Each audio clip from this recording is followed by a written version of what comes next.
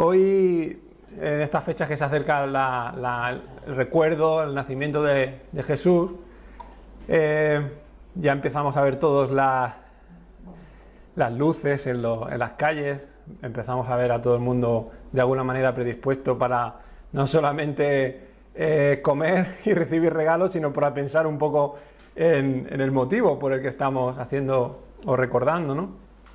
Y yo creo que de alguna manera, incluso las personas que decimos creer en Jesús, nos podemos dejar llevar un poco por estos momentos en cuanto a que puede ser que se nos olvide algo de la esencia de Jesús, ¿no? Y yo lo digo pensando en mí porque soy el primero que puede ser que ahora, pues igual no soy como los niños que se empiezan a pensar en qué me van a regalar, pero igual estás pensando, pues ¿cuándo toca la cena? ¿En qué familia toca? ¿En la de tus padres? ¿De la mía? ¿Cuándo vamos o qué vamos a comer? ¿Cómo vamos a celebrar estos días, ¿no? Y nos podemos de alguna manera dejar llevar por eso, solamente por la parte material, ¿no? Pero eso sería, pues, dejarnos llevar también por el resto de personas que igual lo celebran así.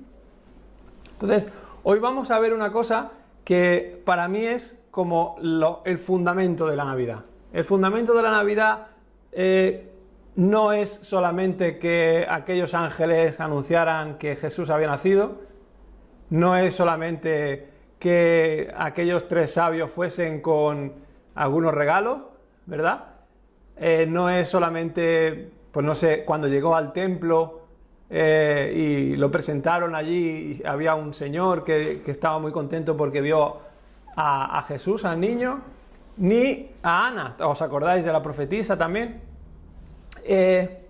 Aquella señora que estaba deseando, sabía que le quedaba algo por ver importante y vio a Jesús.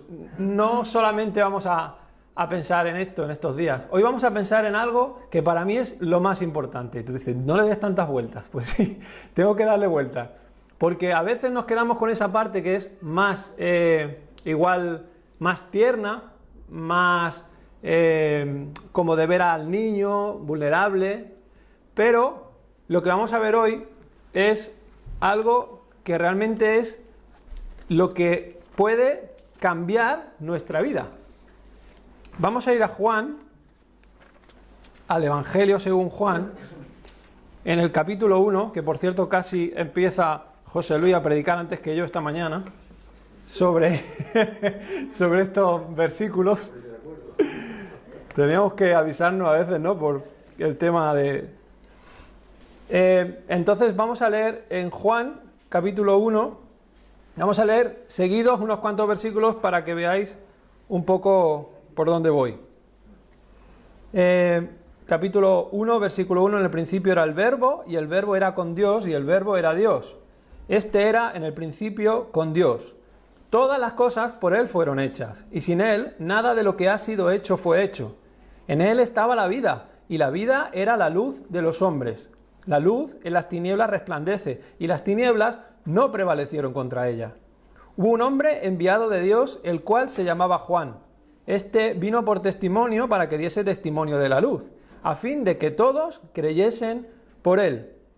No era él la luz, sino para que diese testimonio de la luz. Aquella luz verdadera que alumbra a todo hombre venía a este mundo. En el mundo estaba, y el mundo por él fue hecho, pero el mundo no le conoció. A lo suyo vino, y los suyos no le recibieron. Mas a todos los que le recibieron, a los que creen en su nombre, les dio potestad de ser hechos hijos de Dios, los cuales no son engendrados de sangre, ni de voluntad de carne, ni de voluntad de varón, sino de Dios. Y aquel Verbo fue hecho carne, y habitó entre nosotros, y vimos su gloria, gloria como del unigénito del Padre, lleno de gracia y de verdad.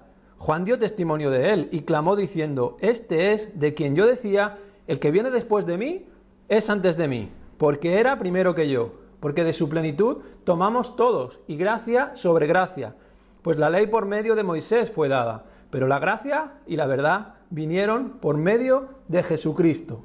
A Dios nadie le vio jamás, el unigénito Hijo que está en el seno del Padre, Él le ha dado a conocer. Fijaos que este evangelio empieza de una manera completamente distinta a la que empiezan los otros tres. Aquí va directo al grano. Aquí no está empezando con de dónde procede Jesús, ¿no? De dónde procede en cuanto a la familia que procede, el padre José, María, de dónde todas estas historias que se nos cuentan en otros evangelios no tienen nada que ver. No digo que sean mentiras, ni mucho menos, pero veis que es una manera completamente distinta de empezar. Porque aquí desde el principio, antes de que nos despistemos, está hablando en el versículo 17 que acabamos de leer de Jesucristo, el que es el verbo, ¿no? Que es la palabra, que es creador, que estuvo firmemente dispuesto a crear junto al Padre, es la luz, es quien puede cambiarlo todo, aquella luz verdadera, como acabamos de leer. O sea, no es solamente la idea del bebé entrañable, pobrecito, no, Jesús es Dios. Y esto es lo que voy a repetir muchas veces hoy. No podemos confundirnos como cristianos. No podemos ser cristianos y pensar que la Navidad es el bebé y ya. La Navidad es Jesús porque Jesús es Dios. Hay personas en el pasado que decían, bueno, pero una cosa que se llama modalismo, que es que aparecía como Jesús, como Dios, de vez en cuando. Unas veces era hombre, otras veces era padre, ¿no? Y algo parecido que decía otros, que era que tenía principio, como que Jesús tenía principio en la historia. Y desde el principio que acabamos de leer, dice, en el principio era el verbo. En el principio no nos equivoquemos. En el principio es antes de cualquier cosa. Ese Jesús, del cual recordamos ahora, estaba siempre con Dios. Hemos leído, en el principio era el verbo, y el verbo era con Dios, y el verbo era Dios. Hermanos, y las personas que puedan estar escuchando, si este hombre no era Dios, a nosotros nos daría igual Jesús. Podríamos contar la historia de una manera, pues como cualquier otra historia, de una manera especial, porque nace en un pesebre, igual no nació en su familia como preparando, mira, que vamos a preparar que va a nacer el bebé. No, es una historia bonita, pero si no era Dios, apaga y vámonos. Si este Jesús del que siempre hablamos, incluso los cristianos, no era Dios, ¿qué importa? Podría ser cualquier otra persona. Pero nosotros vemos en este sitio, en este versículo, que era con Dios, y el verbo era Dios, y es antes que nada, que nuestra historia, que la Biblia, que todo estaba ya, Jesucristo. Dice que todas las cosas por Él fueron hechas, y sin Él, nada de lo que ha sido hecho fue hecho. ¿Es importante esto? No. ¿Es importante pensar en ese bebé como que Dios descendió en la persona como uno de nosotros? ¿No es importante pensar en esto? ¿O nos vamos a quedar con esta historia de los regalos? ¿O esta historia de que si somos buenos, ¿no? Ahora hay que ser buenos, porque claro, es cuando toca ser bueno. No. La historia es mucho más importante.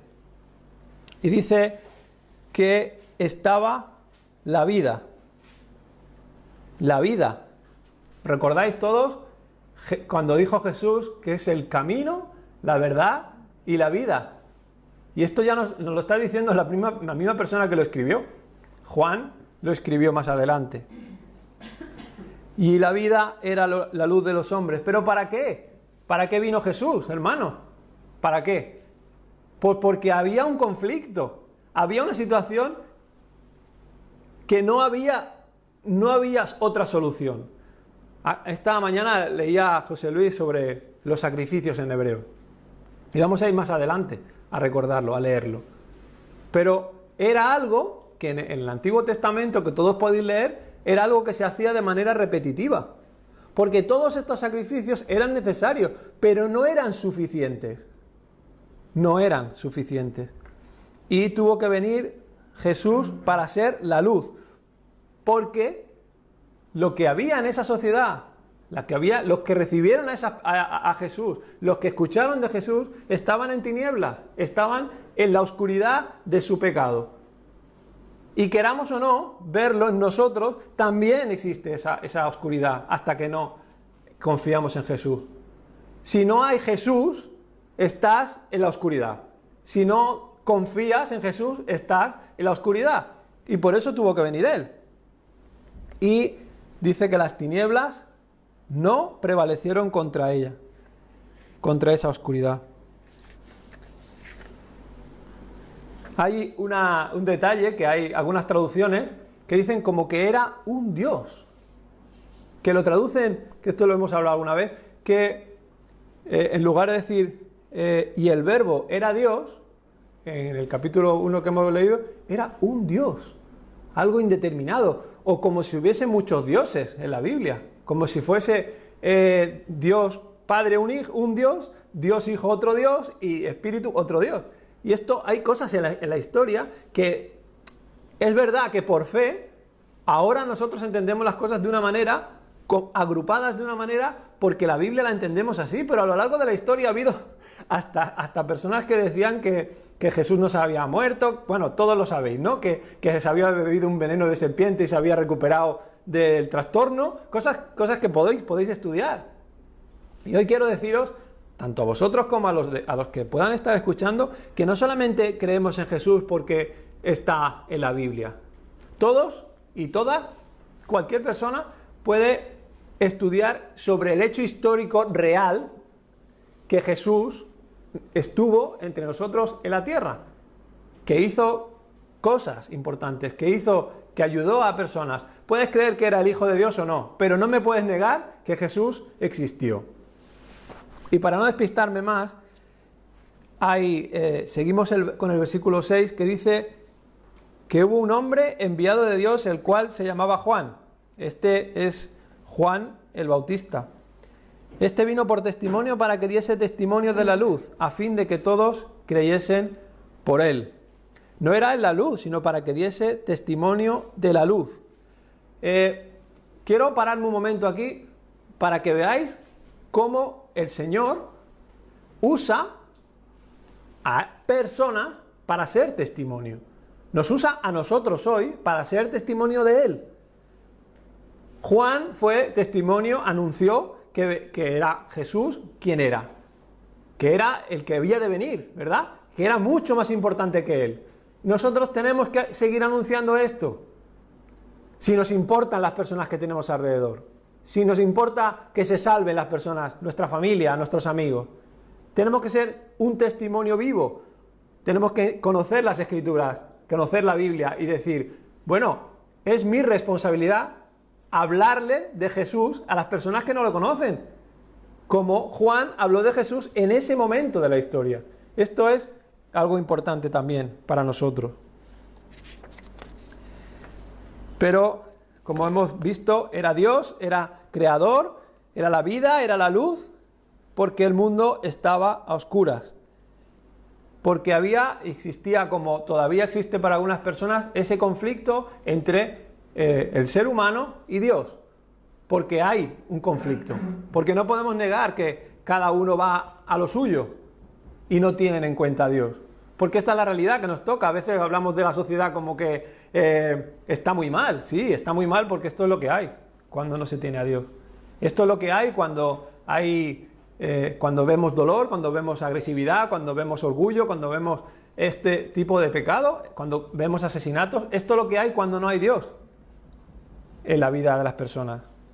Por eso tuvo que venir el Señor, porque hay oscuridad. Y esa oscuridad que había en ese momento sigue hoy, ¿verdad? Porque cuando no hay una relación restaurada con el Señor, pues el carácter es ese, el de las personas. Y a veces nos extrañamos.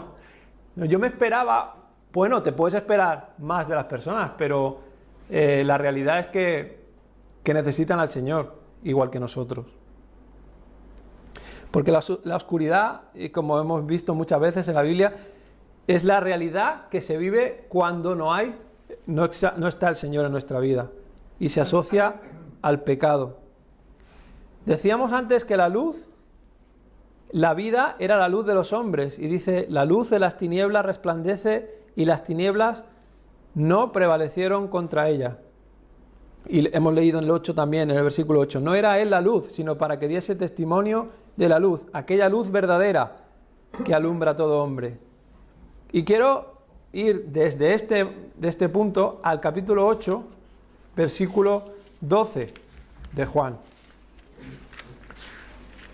Porque esta idea de la luz se repite varias veces en los evangelios. Capítulo 8, versículo 12, estamos hablando del mismo Jesús, del que se habla en los primeros versículos de Juan, y dice, como que lo ha dicho ya una vez, ¿no? Dice, otra vez Jesús les habló diciendo, yo soy la luz del mundo. El que me sigue no andará en tinieblas, sino que tendrá la luz de la vida. Y esta es la misma idea de Juan al principio del Evangelio y ahora. Jesús vino porque hacía falta esa luz, porque el único que da luz a tu vida es Jesús. El único que puede completar, satisfacer nuestra vida, nuestro interior, nuestro futuro, nuestro presente, es Jesús. Dice, el que me sigue no andará en tinieblas. Claro, porque cuando tú conoces al que tiene la luz, no puedes seguir igual en tu vida. No podemos ni deberíamos seguir igual. Tendrá la luz de la vida. Porque estamos en tinieblas si no conocemos a Jesús. Pero ¿por qué vino Dios en Jesús? ¿Por qué? Hemos visto que había una oscuridad real, que es la que describe Juan, pero, como he dicho antes sobre las palabras que ha compartido esta mañana José Luis, hay unos textos en Hebreos que imaginaos si era importante que viniera Jesús. Hebreos 2, versículo 14. Dice Hebreos 2, versículo 14. Así que por cuanto los hijos participaron de carne y sangre, Él también participó de lo mismo, refiriéndose a Jesús, para destruir por medio de la muerte al que tenía el imperio de la muerte, esto es, al diablo. Y seguimos el versículo 15, y librar a todos los que por el temor de la muerte estaban durante toda la vida sujetos a servidumbre. Porque ciertamente no socorrió a los ángeles, sino que socorrió a la descendencia de Abraham, por lo cual debía ser en todo semejante a sus hermanos, para venir a ser misericordioso y fiel sumo sacerdote en lo que a Dios se refiere, para expiar los pecados del pueblo. Pues en cuanto él mismo padeció siendo tentado, es poderoso para socorrer a los que son tentados. Es decir, Jesús no podría haber venido sino al mundo para salvar a nadie si no era siendo una persona como nosotros. Tenía que ser Dios y tenía que ser hombre. Porque la única manera en la que alguien nos podía salvar era voluntariamente dar su vida sin pecado por nosotros, para que nosotros tengamos paz en Cristo, tengamos paz, que estemos reconciliados con el Señor. Tenía que morir una persona perfecta, al mismo nivel en cuanto a sufrir los efectos del pecado. Estoy diciendo muchas cosas, pero espero que se me entienda. Cuando en el inicio del mundo, en el inicio de la creación, pecaron Adán y Eva y el resto, todos sufrimos las consecuencias del pecado. Todos estamos siendo afectados por el pecado. Entonces, Jesús vino siendo perfecto, viviendo una vida perfecta, pero los efectos del pecado estaban en él. Estaban afectándole a él también. Él vio cómo moría gente, ¿no? Él vio discusiones. Él vivió de una manera que se sentía atacado constantemente. Estos son efectos, pero la carga de la cruz fue para que nosotros, estos pecados que todos tenemos, estos pecados que a veces no nos dejan dormir, es lo que llevó por nosotros en la cruz. Y si creemos solamente que nació aquel bebé tan vulnerable, estamos equivocados. Si solamente creemos en eso, en aquel bebé, unos días, estamos equivocados. Tenemos que ver con la perspectiva de que Jesús vino en la persona de un ser humano como nosotros para entendernos y cargar con nuestros pecados, para vivir de una manera fiel, de una manera imposible para nosotros. Pero si no fuese sido así, pues hoy no podríamos tener una nueva vida en Él. Solo alguien sin pecado podía ponerse en nuestro lugar para salvarnos por nuestros pecados. En Hebreos 4:15 dice, un poco más adelante, porque no tenemos un sumo sacerdote que no pueda compadecerse de nuestras debilidades, sino uno que fue tentado en todo según nuestra semejanza, pero sin pecado. Pero sin pecado. Y en el versículo 10, en el capítulo 10 de Hebreos, dice sobre lo que hemos leído en cuanto a lo que hacía Moisés con la ley, dice en el capítulo 10, versículo 1, porque la ley, teniendo la sombra de los bienes venideros, no la imagen misma de las cosas, nunca puede, por los mismos sacrificios que se ofrecen continuamente cada año, hacer perfectos a los que se acercan. La ley no era suficiente, ¿verdad? De otra manera cesarían de ofrecerse, pues, los que tributan este culto limpios una vez. No tendrían ya más conciencia de pecado. Pero en estos sacrificios cada año se hace memoria de los pecados, porque la sangre de los toros y de los machos cabríos no puede quitar los pecados. Por lo cual, entrando en el mundo, dice, sacrificio y ofrenda no quisiste, mas me preparaste cuerpo. Holocaustos y expiaciones por el pecado no te agradaron. Entonces dije, he aquí que vengo, oh Dios, para hacer tu voluntad, como en el rollo del libro está escrito de mí.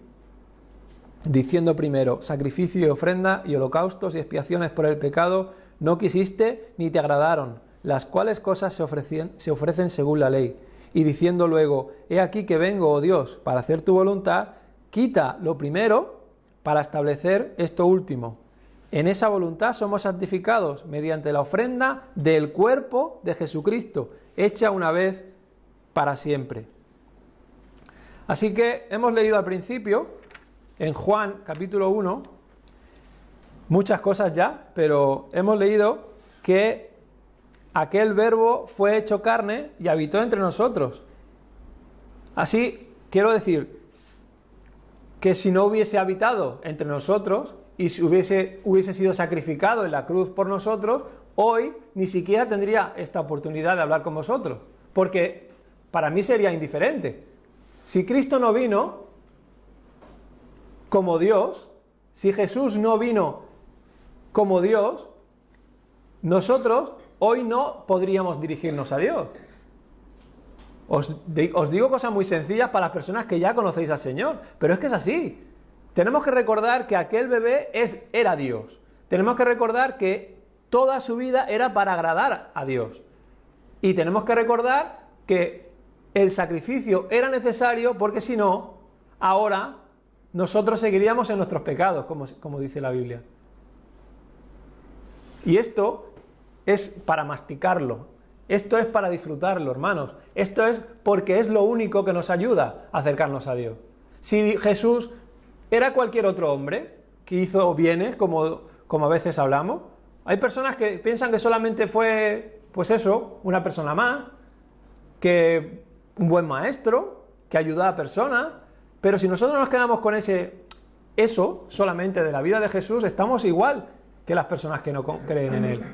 No podemos ir diciéndole a la gente, venga, pórtate bien solamente, porque no es suficiente. Nosotros, igual que otras personas, tuvimos que entender que nuestras obras no eran suficientes para acercarnos a Dios. Y por eso, cuando leemos en el versículo 11 y 12 lo que leemos, tenemos un riesgo y es comportarnos igual que las personas que descubrieron a Jesús al principio. El riesgo es, dice, que el mundo, en el versículo 10, el mundo no le conoció. Y dice, a lo suyo vino y los suyos no lo recibieron. Si muchas veces hemos visto en otros pasajes que ni siquiera lo estaban esperando. Tú me puedes hablar de que puede venir un Mesías a mí, pero yo no me lo creo. Y esto es lo que pasaba allí. Esto es lo que muchas personas hoy en día siguen pensando. ¿Tú me hablas del Mesías? Pues muy bien. Bueno, es verdad que hay una opción. Hay una opción de condenación y otra de salvación. Pero lo que vemos aquí en el versículo 11 es que Él vino con toda la compasión, con toda la gracia, con toda la verdad, para dirigirse a los suyos, a los que Él quería presentar en primer lugar el mensaje. Pero estas personas no lo recibieron, no quisieron tener nada que ver con Él. Y esto es lo que muchas veces podemos encontrarnos nosotros cuando hablamos de Jesús. A mí no me importa. Es que lo dicen así. Bueno, tú deja a mí con mi vida porque yo creo que voy bien así. Bueno, pues ya está. Pero nuestra responsabilidad es intentar llegar con el mensaje. Y lo que tenemos que hacer es preocuparnos de la misma manera que Jesús. Jesús se preocupaba cuando estaba compartiendo su mensaje y no le hacían ni caso. Sí, se preocupaba, claro que se preocupaba, y lloró mucho, pensando en las personas que se podían perder. Pero ¿a qué no discutió? Discutió con los judíos que sabían mucho de otras cosas, pero no querían cambiar. Y este es el problema que tenemos. Si nosotros esperamos enseguida que haya una conversión, que haya personas que quieran acercarse a Jesús, cuando no existe eso, podemos ponernos en el lugar de Jesús y decir, vale, yo no soy como Jesús, pero dolerte que las personas no quieran más del Señor. Dolerte, sentir compasión por ellas, porque dice que a lo suyo vino y los suyos no la recibieron. ¿Y Él continuó con el mensaje o no? Él continuó con el mensaje, Él siguió compartiendo el mensaje. Pero hay esperanza para aquellas personas que recibieron ese mensaje y para nosotros y para las personas que nos están escuchando. Porque dice, más a todos los que le recibieron, a todos los que realmente tenían interés, pusieron interés en Él, en conocerle, en andar sus caminos. Dice, a los que creen en su nombre, les dio potestad de ser hechos hijos de Dios. Hermanos, esto para mí es fundamental, porque creer, a veces podemos, no sé, explicarlo de una manera que es muy complicada. Pero cuando tú entiendes quién es Dios y quién es Jesús y todo lo que hizo, cuando tú entiendes que tú estás, si Él está aquí, tú estás aquí abajo del todo, cuando entiendes que tú no te puedes comparar con Jesús, cuando tú entiendes eso, hay algo en ti, cuando tú quieres comprenderlo, que activa un clic, que es, te necesito, Jesús. Te necesito porque es que yo no puedo acercarme a Dios sin Jesús. Hay algo que al decir creo en su nombre, creer en su nombre es creer en todo lo que supone Jesús. Creer en que Él nació en aquel pesebre, vivió una vida perfecta y no solo eso, sino que murió cargando con tus pecados, con los míos en la cruz. Cuando tú crees en todo eso, tú dices, madre mía, si es que no se puede comparar nadie con este Jesús. Yo necesito reconciliarme con ese Jesús, con ese Dios, porque mis pecados es como un bloqueo. No puedo acercarme. Y Él lo dice, que es el camino, la verdad y la vida, ¿verdad? Por eso creer en Jesús es todo eso. Es arrepentirte de tus pecados, es sentir que no vales y no valemos ninguno, hermanos, comparándonos con Jesús. Entonces, arrepentirse de nuestros pecados y creer es decir, sí, necesito al Salvador, al Maestro, pero también al Señor. Y el problema a veces es ese, que dice, dio potestad de ser hechos hijos de Dios. Para ser hijos de Dios tienes que haber entendido quién eres, quién es Jesús, y seguirle como Señor. ¿Y sabéis qué pasa? Que lo que obtenemos es lo que más necesita nuestra alma. A ese Padre incomparable. Yo no sé en qué familia cada uno los problemas que habéis tenido con vuestros padres, con vuestra familia, pero el Padre que aparece en la Biblia es el Padre perfecto que todos necesitamos. Y Él nos está diciendo, a través de la fe en Jesús, a través de esa fe, tú vas a ser hijo mío. Y esto es algo necesario y fundamental para todas las personas, que nos pueden llamar radicales, que nos pueden llamar locos perdidos, sí, pero si nosotros hemos entendido esto así, tenemos que seguir diciéndolo, hermano. Tenemos que disfrutarlo y ofrecer esa esperanza a todos los que le recibieron, los que creen en su nombre. Les dio potestad, les dio ese derecho de ser hijos de Dios. Y para acabar, solamente recordaros por qué se escribió este evangelio. Porque es que a veces no pensamos en este evangelio o en la Biblia como un libro concreto, pero sí es muy concreto para algunas cosas, hermanos. En el capítulo 20 de este versículo, de este mismo evangelio, en el versículo 31, dice, por leer un poco antes, dice: hizo además Jesús muchas otras señales en presencia de sus discípulos, las cuales no están escritas en este libro. Pero las que podemos leer en este evangelio, que es el que escribe Juan, dice: pero estas se han escrito para que creáis que Jesús es el Cristo, el Hijo de Dios, y para que creyendo tengáis vida en su nombre. Y esto es lo que todos necesitamos.